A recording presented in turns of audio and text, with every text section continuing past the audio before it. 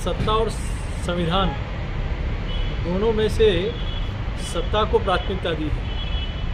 नेहरू जी से लेकर इंदिरा जी और राजीव गांधी जी तक इनका इतिहास रहा है कि एक नहीं कई बार इन्होंने संविधान को तार तार करने का प्रयास किया। और इतना ही नहीं, डॉक्टर मनमोहन सिंह जी के समय एक बिल आया, उस बिल को राहुल गांधी जी ने फाड़ दिया था। तो इनके मन में संविधान के प्रति कितनी श्रद्धा है। और एक नहीं दो नहीं अनेक बार, लगभग 90 बार अभी तक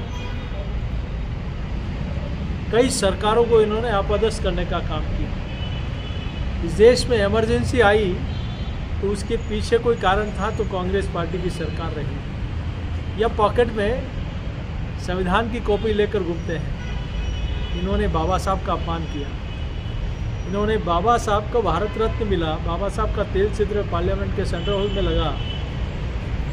बाबा साहब के जन्मस्थली से लेकर शिक्षा स्थली, दीक्षा स्थली, निर्वाण स्थली, इन सारे स्थानों का डेवलपमेंट अगर कभी हुआ तो मोदी सरकार में हुआ है। और आज ये लोग संविधान को पॉकेट में लेके घूमते हैं, लेकिन मोदी सरकार संविधान को सर माथे पर लगा कर इस देश के हर तबके के सर्वांगीण विकास के लिए केंद्र सरकार लगी है। तो संविधान पर चर्चा से भी ये कतरा रहे हैं।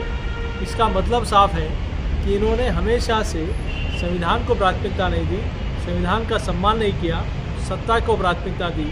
इसीलिए देश की जनता ने कांग्रेस पार्टी का ये हर्ष करके रखा। सर, बहुत महत्वपूर्ण बात देखिए, इसीलिए मैं कह रहा हूँ, हमेशा से चाहे इलेक्शन कमीशन हो, चाहे ईडी हो, चाहे जितनी भी संवैधानिक संस्थाएं हैं, इवन अब तो महामहिम उपराष्ट्रपति महोदय, उनके खिलाफ वोट ऑफ कॉन्फिडेंस लाना, महामहिम राष्ट्रपति महोदय एक जो जनजाति परिवार से आते हैं, उनके रंग पर हंसी उड़ाना, मुझे लगता है कि इन लोगों ने ठान लिया है कि हमारे अलावा इस देश में कोई नहीं।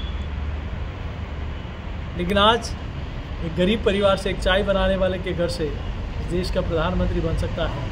एक गरीब परिवार में जन्म लेकर इस देश में राष्ट्रपति बन सकते हैं। तो इनको ये लगता है कि ये हमारा ठेका था, ये लोग कैसे इस देश में देश का नेतृत्व कर रहे हैं। तो यही छटपटाहट कहीं न कहीं विदेशी ताकतों के हाथ में आज कांग्रेस और कांग्रेस के नेता खेल रहे हैं।